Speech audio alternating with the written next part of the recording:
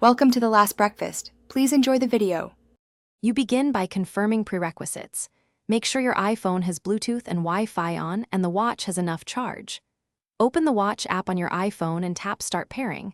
This initiates the secure handshake. Once the watch displays the pairing animation, point your iPhone camera at it. This matches codes and confirms identity. If asked, choose Restore from Backup or Set up as New.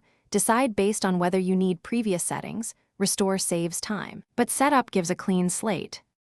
Once paired, you proceed to detailed configuration. Sign in with your Apple ID so services like Messages and Health Sync, and pick wrist orientation for accurate sensor readings. Make sure to enable location services and cellular if available. This allows maps and emergency calls.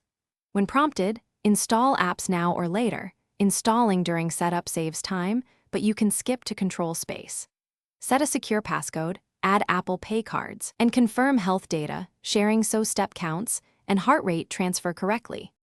Finish by allowing a full sync. This can take several minutes. Keep both devices close and plugged in. Once syncing completes, test calls, notifications, and activity tracking to confirm functionality.